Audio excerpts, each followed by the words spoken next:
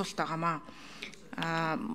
Хэрэглэхийн дарга байгаа учраас хэрэглэхийн даргатай холбоотойгоор энэ төрийн өмчт компаниудтай холбоотой бас энэ зорилт 5 жилийн төлөвлөгөөнд орж ирсэн. Тэгээ ер нь бол яг энэ 5 жилийн төлөвлөгөө засгийн газрын 4 жилийн үйл ажиллагааны хөтөлбөр гэдэг баахан цаас бичиг бид нар ингээл үйлдвэрлэлээ хоорондоо нийцэл нь ямарч байгаа яг энэ гишүүдтэй бол уг нь бас халднаг байна. Гэтэ одоо нэгэнт бид нар энийг хилцэж байгаа бол би өмнө чуулган дээр төрийн өмчт компани тухай асуусан төсөөс гадуурх баялаг хуваарлтын хамгийн том хэрэгсэл болоод энэ маань өөрөө энэ зах зээлийн гажуудлыг үүсгэдэг авилгын одоо өөр уурхаа болж байгааг одоо хэлээд энэ төрийн өмчт компаниудаа ер нь зэвсэг асуудлыг нин дайруу яарвчлах хэрэгтэй байна. Энэ парламентын бүрэн эрхээ хугацаанд заавал хийх ёстой байна гэдгийг хэлсэн.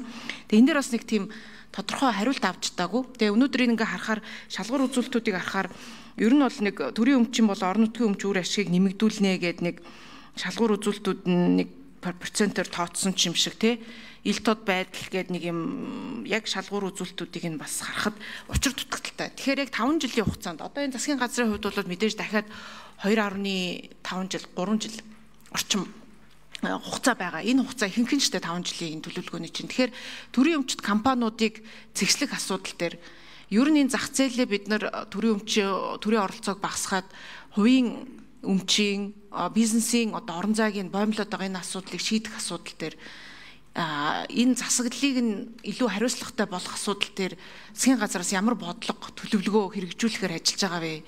2026 оны хөгжлийн төлөвлөгөөнд бол туссан байсан шүү дээ. Зардлыг нь багасгаад бүр тоотой 30%, 15%. Тэгээ энэ болохоор энэ 5 жилийн төлөвлөгөөнд ч юм болохоор шал өөр юм орж ирээд байгаа байхгүй юу? Тэгэхээр яг энэ дээр яг бодлого юу барьж ин гэдэг нэгдүгээрт засгийн газрын хэрэглэх газрын дарга хариулаад өгөөч. Хоёрдугаарт хууль зүйн сайдаас сумаар байна. Шүүхийн шийдвэр гүйцэтгэлтэй холбоотой яг 2-3 шалгуур үзүүл зорилтууд орж ирсэн байна. Тэгээ ихвчлэн тэр хоригдж байгаа хүмүүсийн цалин хөдөлмөртэй болгоё. Шүүхийн шийдвэр гүйцэтгэлийг сайжруулъя гэдэг нэг жилд 1% өсөлттэй байхаар. Тэгээ шүүхийн шийдвэр гүйцэтгэл дээр хамгийн угаасаа тулгамж байгаа асуудал бол захиргааны ойлгын иргэний шүүхийн шийдвэр гүйцэтгэл байгаа. Маш бага хувьтай. Тэгээ энэ дээр ямар шинжилгээг та бас хийхээр ажиллаж байна. Уг нь Алтан гэрэл сайд байхдаа шүүхийн шийдвэр гүйцэтгэлийн тухай нэг багц хууль бол өргөн барьцсан. Одоо хүртэл улсын хурлаар хилцэгдээгүй. Тэгээ хууль зүйн яам маань энэ дээр бас ямархуу бодлого барьж байгаа. Ялангуяа захиргаа иргэний шүүхийн шийдвэр гүйцэтгэх 5 жил бид нар яаж одоо өөрчилж чадна гэж бодож байгаа талаар асуулт асууж хариулт авмаар байна. За 5 дугаар микрофон. Тэгэхээр энэ 5 жилийн үндсэн чиглэлийг 26-аас 30 оны энэ одоо хэрэгжихгүй бас нэг хоосон цаас болчихгүй гэж манай гишүүд их санаа зовоод байх шиг байна.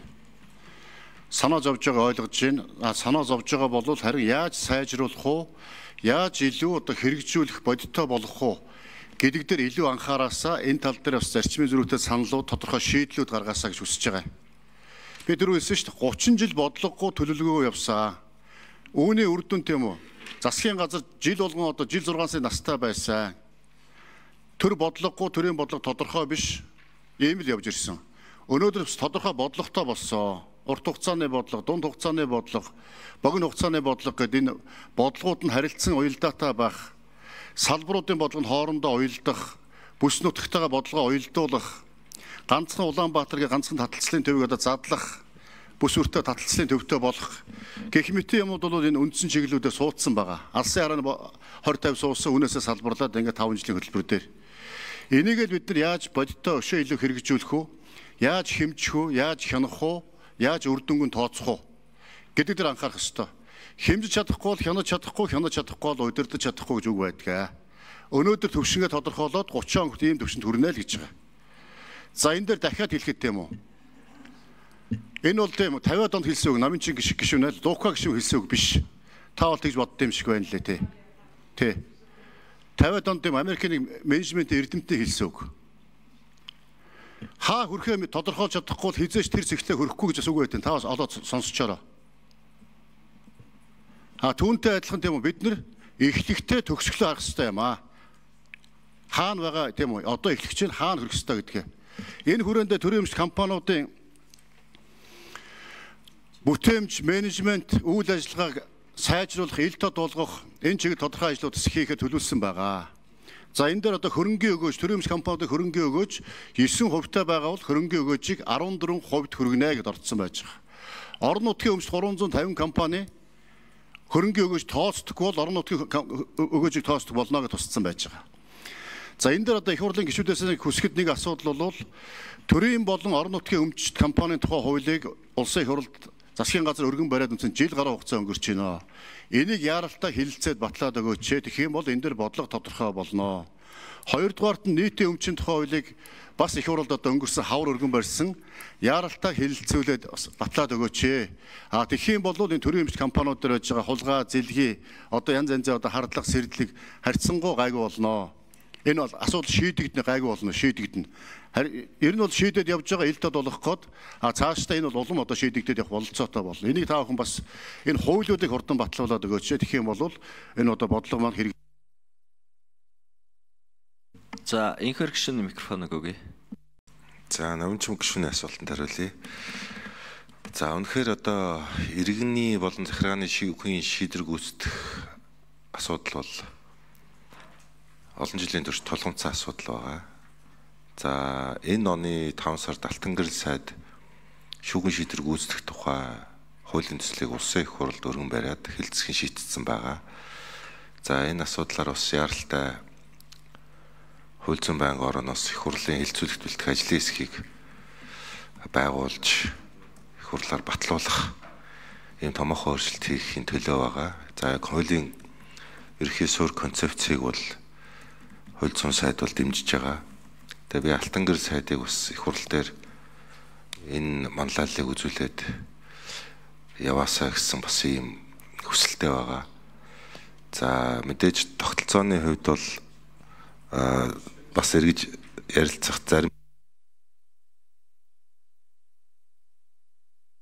За намжим гишүүний микрофоныг гүйцээгээд өгье. Тэг бямцах цаад нэг гараа авцсан байх юм. Дуудаач би дахиад тодруулах. Байна, ардч байна. Та тэгвэл тэндээс тий. Лекц уншаад авах хэрэггүй. Зөвөр асуусан асуулт нь тодорхой хариулчих хэрэгтэй. Тэгээ таны энэ оруулж ирж байгаа сая тайлбарлаад байгаа тэр үр өгөөжийг нэмэгдүүлнэ, ROA-ыг сайжруулна гэдэг чинь 2030 онд одоо байгаа 9%, 14% болгоно гэж ороод ирсэн байхгүй юу. Тэгтэл бид нэр хаврын чуулганаар баталсан 2026 онд Монгол улсыг хөгжүүлэх жилийн төлөвлөгөөнд 2026 онд энийг чи 15% болгоно байх ёстой гэдэг юм байхгүй. Тэгэхээр энэ бичиг баримтууд чи өөрөө зөрөөд байгаа юм. Тийм болохоор л асуугаад байгаа шүү дээ. Тэгэхээр юм асуухаар урдаас нэг баахан уртал лекц тавихаа бас болчих хэрэгтэй. Тэгээ хууль бол ороод ирсэн байгаа. Хууль бол явах ёстой гэдэг хатуу байр суурьтай байгаа. Энийг ч гэсэн чуулган дээр бол илэрхийлсэн. Төрийн өмчийн компанид, орон нутгийн өмчийн компанидаар ер нь олон нийтэд ил тод байлгах IPO буюу одоо олон нийтэд. За 5 номер микрофон өгье. Тэгээ их хурлд засгийн газраас өргөн барьж байгаа бодлогын бичиг баримтууд, хууль тогтоолын төслүүд манаас их хурл дээр хэлэлцүүлгийн шатандаас өөрчлөгдөж байгаа. Тэгээд энэ хоорондоос уялдахгүй байх нэг юм асуудал үүсэж байгаа. Тийм болохоор хууль тогтоомжийн хоорондын уялдаа холбоог хангах, нийцлийг хангах, хоорондоо хийдэлгүй, зөрчилгүй, давхардалгүй байх тал дээр манай их хурл маань анхаарч ажиллах ёстой. Их хурл маань. Бид засгийн газар хуулийн төсөл тогтоолын төслийг өргөн барьж байгаа. Энийг тийм хийдэлгүй, давхардалгүй, хоорондоо зөрүүтэй биш батлах тал дээр их хурл анхаарч ажиллах ёстой. Энийг та бүхэн манаас анхаарч хийж өгөөч гэдгийг хүсье. Номжим гишүүн бас хуульч гишүүн таваас энд илүү анхаарч чадах байх найдаж байна. За нийтийн өмчийн тухай хууль. За дээрэс нь орон нутгийн болон төрийн өмч компанийн тухай хуулийг бас хурдан батлаад өгөөч. Энийг та бүхнээс хүсье.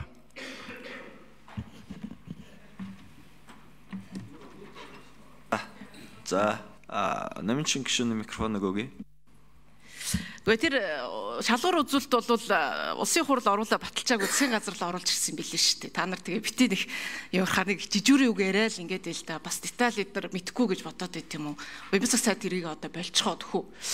Шүүхийн шийдвэр гүйцэтгэл дээр би энэ хоёр сайтыг ерөнхийдөө концепцөө тэр оруулж ирсэн хуулийг дэмжиж байгаа юм байна гэж ойлголоо.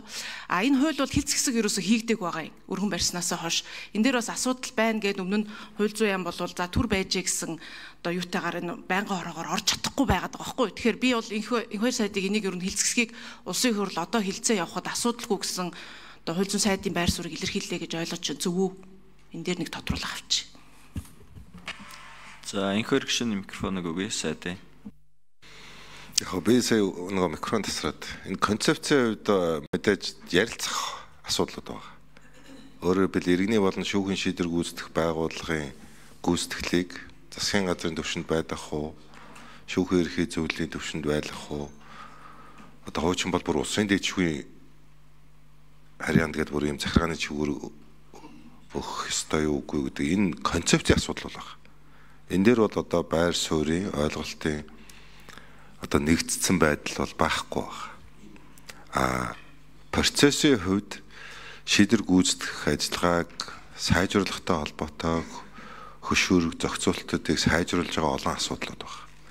Тэрийг бол би зарчмын хувьд дэмжиж байгаа гэдэг ийм зүйл байгаа. Тийм учраас энэ дэмжиж байгаа дэмжихгүй байгаа гэдэг асуудлуудыг хуулийн төслийн гиз дотор зарчим дээр нь ялгаатай бас авч үзэхгүй болохгүй.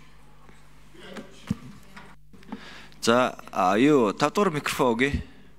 Тэгэхээр номын чимэг гишүүнээ та бас нэг өөрөө асуудлаа дутуу ойлгочоод бас гишүүд рүү сайднарлаа бас битээ ингээ 2026 оны жилийн төлөвлөгөөн дээр тийм үү төрийн эмч компаниудын зардлыг 15% бууруулнаа.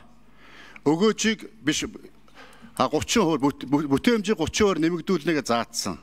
За 26-аас 30 оны одоо 5 жилийн үндсэн чиглэл дээр болохоор төрийн эмч компани өр өгөөжийг 9%-аас 14% нэмэгдүүлнэ гэж тооцсон. Харин 30, 15, 14 чинь гурван өөр тоо. Та уншаа судлаа. Өөрөө ойлгохгүй байж тэгээ бусд руу битгий ингэж дайраа. Өгөөж тийм үү? Хөрөнгийн өгөөжнийг өөр тоо. Зардлыг бууруулах 15, хөрөнгийн өгөөжийг нэмэгдүүлэх 14. Бүтээмжийг нэмэгдүүлэх 30%. Энэ гурван таагаа та ойлгодог болчоод энд яар заяа.